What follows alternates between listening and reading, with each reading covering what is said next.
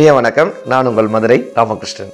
இந்த வாழ்க்கையை நல்ல நேர்மறை சிந்தனையின் மூலமாக வாழ்வதன் மூலமாக நம்மை நாமே செதுக்கிக் கொள்வதன் மூலமாக நம்மிடமிருந்து வரக்கூடிய வெளிச்சத்தின் மூலமா இந்த இருளை போக்கிவிட முடியாதா என்கிற ஒரு பெரிய முயற்சி தான் இந்த நிகழ்ச்சியினுடைய மாபெரும் நோக்கமே. அதனால சார் நம்மிடமிருந்து வரக்கூடிய வெளிச்சத்தின் மூலமா இப்போ தினம் காலையில் சூரிய நமஸ்காரம் பண்ணுங்கன்னு சொல்லுவாங்க யோகால. இந்த சூரிய நமஸ்காரத்தில் அவங்க பல விதமான அந்த பயிற்சி முறைகள் வச்சுருப்பாங்க, ஸ்டெப்ஸ் அப்படி சொல்கிறாங்கல்ல, பல விதமான அந்த படிநிலைகள்லாம் வச்சுருப்பாங்க அந்த சூரிய நமஸ்காரத்தில். ஆனால் அந்த சூரியன் என்னப்பா கற்றுக் கொடுக்குதுன்னா, நான் என்ன சொல்கிறேன்னா, நீங்கள் தினம் காலையில் எந்திரிச்ச உடனே சூரியனை ஒரு முறை பாருங்கள். சூரியனை போன்ற ஒரு குருவை வேற எந்த இடத்துலையும் நம்ம பார்த்துடவே முடியாது. சூரியன் ஒரு குரு. என்ன தெரியுமா அர்த்தம்? காலையில் 5:30 மணிக்கு நீ உதிக்கணும்பான்னு யாரும் சூரியனுக்கு சொல்லலை. ஆனால் கரெக்டாக 5:30 மணிக்கு உதிச்சிடுறாரா? சாயந்தரம் 6 மணி 6:30க்கு நீங்கள் வீட்டுக்கு போங்கப்பான்னு யாரும் சொல்லலை. ஆனால் என்னுடைய வேலை முடிஞ்சிச்சுன்னு அவர் வீட்டுக்கு கிளம்பிடுறாரா? இல்லை, ஒரு உருவகமாக அதை பார்க்கணுன்றேன். உருவகமாக அவரை பாருங்கன்றேன். 5:30 மணிக்கு வேலையை ஆரம்பிக்கணும்னா ஷார்ப்பாக 5:30 மணிக்கு ஆரம்பிச்சிடுறாரு. 6:30 மணிக்கு வேலையை முடிக்கிறாருன்னா ஷார்ப்பாக முடிச்சுட்டு போயிடுறாரு. யாரும் அவர் இங்கே வரணும் போகணும்னு சொல்கிறதே கிடையாது. அடுத்தவர்களுக்காக செய்வதில்லை, அவர் தானாக செய்கிறார். கரெக்டா? ரெண்டாவது விஷயம் என்னப்பான்னா, சூரியன் இருக்கிறதுனால தான் இந்த உலகத்தில் இருக்கக்கூடிய அத்தனை ஜீவராசிகளும் உயிரோடு இருக்கு. உண்மைதானே? சூரியன் இல்லைன்னா நம்மளால உயிரோடு இருக்க முடியாது சார். எல்லா ஜீவராசிகளும் பூமியில் இருக்கக்கூடிய தாவரங்களிலிருந்து, மிருகங்களிலிருந்து, மனிதர்களிலிருந்து, நீர்வாழ் உயிரினங்களிலிருந்து எல்லாமே உயிரோடு இருக்குன்னா அதுக்கு முதற் காரணம் சூரியனாக இருக்காங்க. இப்போ இந்த சூரியன் எதிர்பார்க்கிறாங்களா, எனக்கு இவங்கெல்லாம் நன்றி சொல்லணும், தினம் என்கிட்ட அக்னாலஜ்மெண்ட் பண்ணணும், என்னை அக்னாலஜ்மெண்ட் பண்ணணும், என்னை கும்பிடணும். யார் என்னைய கும்பிடுறாங்களோ அல்லது யார் எனக்கு வணக்கம் சொல்கிறாங்களோ, யார் நான் வந்த உடனே எனக்கு வாழ்த்து சொல்கிறாங்களோ அவங்களுக்குத்தான் நான் அருள் புரிவேன். மற்றவங்களுக்கெல்லாம் நான் வெளிச்சம் தரமாட்டேன்னு சூரியன் சொல்லவே இல்லை சார். எல்லார்கிட்டையும் சமமாக இருக்கு, எல்லார்ட்டையும் சமமாக இருக்கு. நீங்கள் சூரியனை வாழ்த்தினாலும் சரி, வெயில் இப்படி அடிக்குதே அப்படின்னு சொல்லி சூரியனை திட்டினாலும் சரி, எல்லோருக்கும் சமமாக பார்க்கக்கூடிய ஒரு சுபாவத்தை சூரியன்ற குருட்டேருந்து கற்றுக்கலாம். எல்லாத்தையும் தாண்டி என்ன தெரியுமா, இந்த சூரியனை சுற்றி 9 கிரகம் இருக்குல்ல, 9 கிரகம் இருக்கா? Mercury, Venus, Mars, Earth, Jupiter இப்படிலாம் சொல்கிறோம்ல.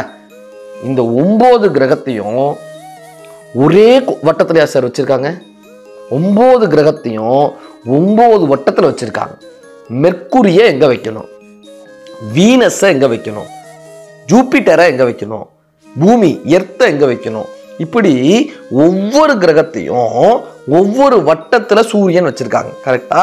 இதுலேருந்து என்னப்பா கற்றுக்கணும்னா, நாம் நம்மளுடைய முதல் வட்டத்தில் யாரை வைக்கணும், 2ஆம் வட்டத்தில் யாரை வைக்கணும், நண்பர்களை எங்கே வைக்கணும், பெற்றோர்களிடம் எப்படி நடந்துக்கணும், எந்த இடத்தில் வைத்து அவர்களை பாதுகாக்கணும், மனைவி மக்களை எந்த இடத்துல வைக்கணும், பிள்ளைகளை எங்கே வைக்கணும், வேலை பார்க்கக்கூடிய இடத்தில் இருப்பவர்களை எந்த இடத்துல வைக்கணும், இப்படி நம்மை சுற்றி 9 வட்டங்கள் நம்மளை வச்சுக்கணுமா. எல்லாரையும் ஒரே வட்டத்தில் வச்சு நம்ம பார்த்துட முடியாது. முதல் வட்டத்தில் இந்த மெர்க்குரி இருக்கா? ஏன் பாருன்னா, சூரியனினுடைய அந்த வெப்பத்தை தாங்கும் அளவிற்கான ஒரு கிரகமாக மெர்க்குரி இருக்கு. அதனால அது முதல் வட்டத்தில் இருக்கு. அப்படி நம்மளுடைய இன்ப துன்பங்களை தெரிந்த மனிதர்களை முதல் வட்டத்தில் வச்சுக்கணும்.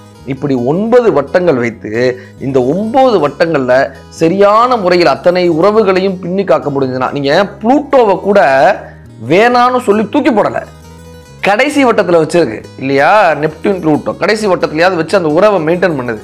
அப்படி சில உறவுகளுக்கு நம்மளோட ஒத்து வரலைன்னா கூட அவர்களை கடைசி வட்டத்திலாவது வைத்து உறவை வச்சுக்கங்கப்பா, ஆனால் சண்டை போடாதீங்கன்னு சூரியன் நம்ம கற்றுக் கொடுக்குது. சில விஷயங்களை, இந்த ஆழ்ந்த விஷயங்களை சூரியன் கிட்ட இருந்து நம்ம கற்றுக்கலாம். ஆப்பிரிக்கா நாட்டில் சொல்லக்கூடிய ஒரு அற்புதமான கதை, இருட்டுக்கு சூரியனை பார்க்கணும்னு ஆசை வந்துச்சான். இருட்டுக்கு சூரியனை பார்க்கணும்னு. எதுக்கு? இருளுக்கு. உடனே அந்த காட்டில் இருக்கக்கூடிய ஒரு வன தேவதை ஒரு நாள் அந்த குகையினுடைய வாசல் கதவை திறந்து விட்டது. இப்போ இருள் சூரியனை பார்த்து சந்தோஷப்பட்டது. இப்போ சூரியனுக்கு ஒரு ஆசை வந்துதான், இருட்டை பார்க்கணும்னு, இந்த இருளை பார்க்கணும்னு. உடனே இந்த வனதேவதை சூரியனை அழைத்து கொண்டு அந்த குகை கிட்ட கிட்ட கிட்ட வர வர என்ன ஆயிடுச்சு, இந்த சூரியனினுடைய ஒளி பட்டு பட்டு அந்த இருள் விலகி கொண்டே வந்ததான். கடைசி வரை சூரியனால் அந்த இருளை பார்க்கவே முடியவில்லைன்னு ஒரு ஆப்பிரிக்க கதை வரும். என்ன தெரியுமா அர்த்தம்? நாம பாசிட்டிவா இருக்கும்போது, நேர்மறை சிந்தனை நம்மிடம் இருக்கும்போது, இந்த வாழ்க்கையினுடைய இருளை அல்லது இந்த துன்பத்தை நாமே பார்க்கணும்னு நினைச்சா கூட துன்பம் விலகி போயிடுமாங்க. இந்த சூரியனை போல நம்ம கிட்ட ஒரு சக்தி இருந்ததுன்னா, இந்த பாசிட்டிவான எனர்ஜி இருந்ததுன்னா, துன்பம் தானா விலகி போகுமா. நாமே போய் துன்பத்தை பார்க்கணும்னா கூட வராதான். அதனாலதான் சொல்லுவாங்க, நல்லவர்கள் சொர்க்கத்திற்கு போவதில்லை, அவர்கள் போகக்கூடிய இடங்களை சொர்க்கமாக மாற்றுகிறார்கள்னு ஒரு அற்புதமான ஜென் கதை வரும். ஒருத்தர் இறந்ததுக்கு அப்புறம் கடவுள்கிட்ட கேட்டாராம்.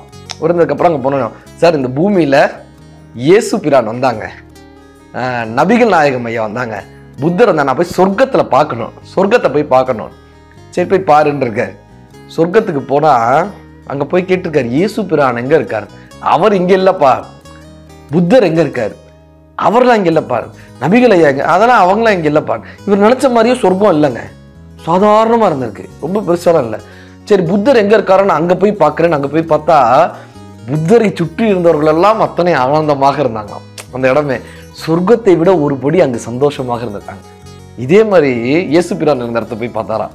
நபிகள் நாயகம் ஐயா இருந்த இடத்த பார்த்துட்டு அந்த மனிதர் போய் கடவுளிடம் சொன்னாராம், சொர்க்கத்தில் இருப்பவர்கள் மகிழ்ச்சியாக இல்லை, ஆனால் இந்த பெரிய மனிதர்கள் வந்த இடத்தை, அந்த தூய்மையான மனிதர்கள் இருக்கும் இடத்தை சொர்க்கமாக மாற்றிக்கொண்டார்கள்னு ஒரு உருவக கதை ஜென்ல சொல்லுவாங்க.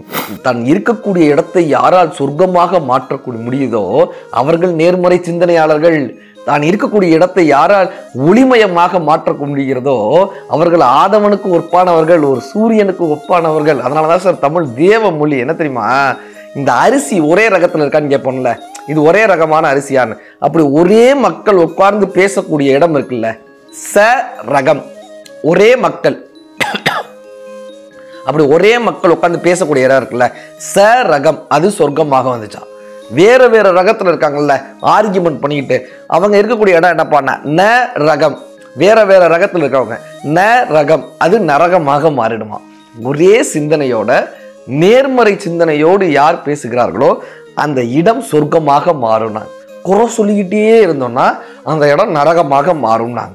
சார் இன்னைக்கு மேலை நாட்டில் இந்த சிந்தனைக்கு வராங்களே, நம்மளுடைய நேர்மறை சிந்தனைகளை ஏற்றுக்கொள்ளணும். சமீபத்தில் அமெரிக்காலேருந்து வந்த ஒரு நண்பர் சொல்றாரு, அமெரிக்காலேருந்து வந்தவர், நாங்கள் நிறைய பேசிகிட்டே இருந்தோம். அவர் சொல்கிறாங்க, மேலை நாட்டினர் நம்முடைய கலாச்சாரத்தை பார்த்து, நம்மளுடைய பாரம்பரியத்தை பார்த்து, இந்த நேர்மறை சிந்தனையை நாம் வளர்த்துக்கொள்வதை பார்த்து அவங்க சைட்லேருந்து நிறைய இந்த யோக முறைகளை பின்பற்றுறாங்களாம். நம்ம சாப்பிடக்கூடிய உணவு இருக்குல்ல, இந்த பழங்கஞ்சிலிருந்து கூழ்லிருந்து இதெல்லாம் மேலை நாட்டினர் அப்படி பயன்படுத்திட்டு இருக்காங்களாம். ஆனால் நாம் என்ன தெரியுமா பண்ணுறோம், அவங்கள பார்த்துட்டு பீஸாவை சாப்பிடுவோமா, பர்கரை சாப்பிடுவோமான்னு சாப்பிட்றோம்ல. அதுக்கு ஒரு விஷயம் சொன்னார் சார், அங்கே நிறைய வீட்டிலேருந்து காய்கறிகள் வாங்கிட்டு வருவாங்களாம்.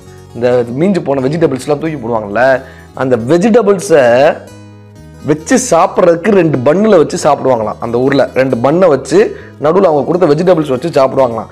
அதுதாங்க பர்கர்னாரு, அதாங்க பர்கர்னாரு.